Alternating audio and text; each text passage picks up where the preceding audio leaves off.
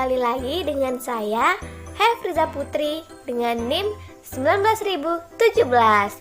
Nah, pada video kali ini, saya akan membahas tentang cara sterilisasi. Disimak ya.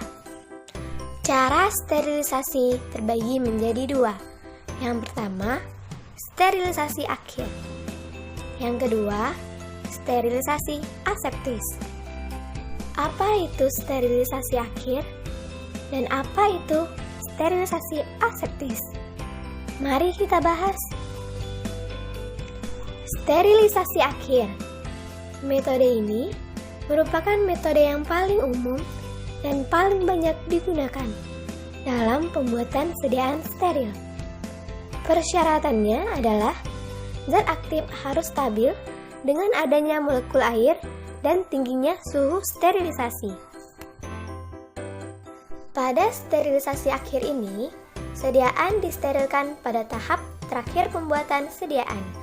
Contoh yang paling banyak digunakan pada metode ini adalah sterilisasi dengan autoclave. Suhunya 121 derajat Celcius selama 15 menit. Selanjutnya, prosedur pembuatan larutan dengan cara sterilisasi akhir. Jika zat sensitif terhadap cahaya, maka pengerjaan dilakukan pada ruang terlindung cahaya atau di bawah lampu natrium. Berikut langkah-langkah sterilisasi akhir. Yang pertama, zat aktif digerus dan ditimbang berlebih sesuai kebutuhan menggunakan kaca arloji. Kemudian, dimasukkan ke dalam gelas piala. Kaca arloji dibilas 2 kali dengan aqua pro injeksi. Selanjutnya, zat aktif dilarutkan menggunakan aqua pro injeksi dalam jumlah tertentu. Setelah zat aktif dan semua zat tambahan terlarut, larutan tersebut kemudian dituang ke dalam gelas ukur, sehingga volume tertentu di bawah volume akhir. Kertas saring rangkap 2 yang akan digunakan untuk menyaring dibasahi dengan aqua pro injeksi. Kemudian, corong dipindahkan ke Erlenmeyer lain yang telah steril. Selanjutnya, larutan yang ada di gelas ukur disaring ke dalam Erlenmeyer yang telah disiapkan.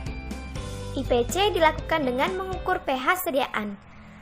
Kekurangan aqua pro injeksi dituangkan sedikit demi sedikit untuk membilas gelas piala. Lalu, dituangkan ke gelas ukur. Air bilasan tersebut kemudian disaring lagi ke dalam Erlenmeyer yang telah berisi filtrat larutan hingga volume total seluruh larutan genap dalam mililiter.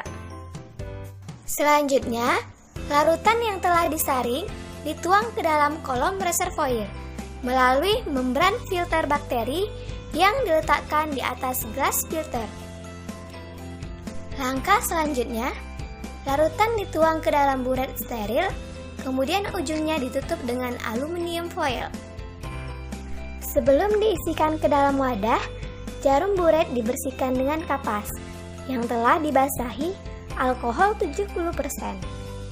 Setiap wadah diisi dengan larutan dalam mililiter sesuai persyaratan volume Pharmacope edisi 4. Ampul atau vial yang telah berisi zat aktif bila diperlukan dialiri dengan gas nitrogen. Bila wadah ampul ditutup dengan api dan disterilkan menggunakan autoclave secara terbalik dalam gelas piala yang telah dialasi kapas pada suhu 121 derajat Celcius selama 15 menit atau metode lain yang sesuai. Bila wadah vial ditutup dengan tutup karet, lalu disel dengan aluminium cup.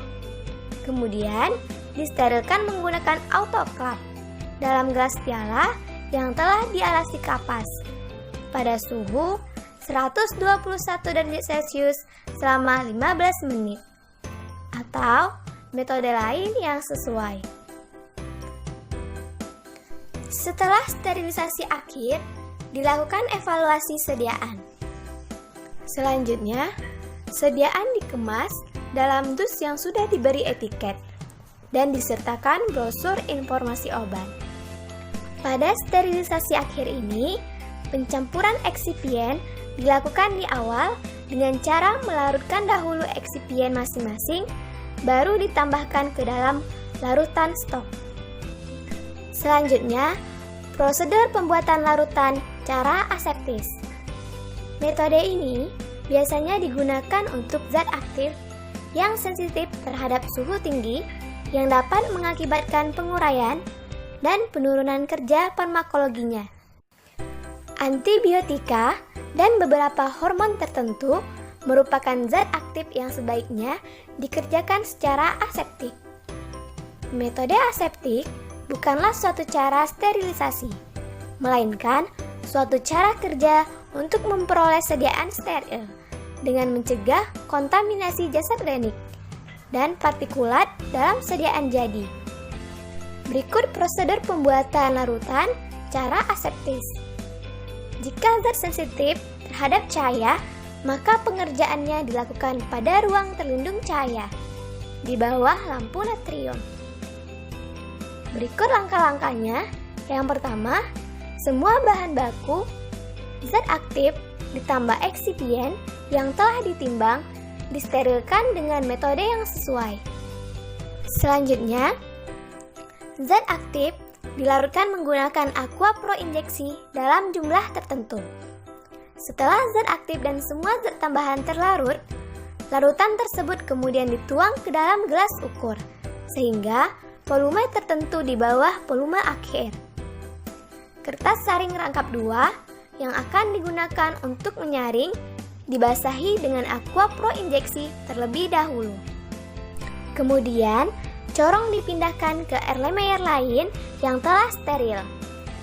Larutan yang ada di gelas ukur disaring ke dalam labu Erlenmeyer yang telah disiapkan.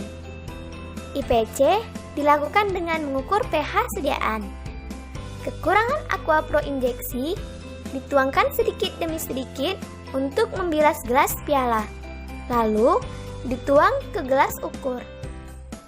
Air bilasan tersebut kemudian disaring lagi ke dalam Erlenmeyer yang telah berisi filtrat larutan, hingga volume total seluruh larutan genap dalam mililiter. Larutan yang telah disaring dituang ke dalam kolom reservoir melalui membran filter bakteri yang diletakkan di atas filter gelas. Selanjutnya, larutan dituang ke dalam buret steril, kemudian ujungnya ditutup dengan aluminium foil. Setelah diisikan ke dalam wadah, jarum buret dibersihkan dengan kapas yang telah dibasahi alkohol 70%. Setiap wadah diisi dengan larutan dalam mililiter sesuai persyaratan volume Farmakope edisi 4. Ampul atau vial yang telah berisi zat aktif bila diperlukan dialiri dengan gas nitrogen. Selanjutnya, dilakukan evaluasi sediaan. Sediaan dikemas dalam dus yang sudah diberi etiket dan disertakan brosur informasi obat. Sekian penjelasan dari saya, lebih dan kurang saya mohon maaf. Sampai jumpa pada video berikutnya.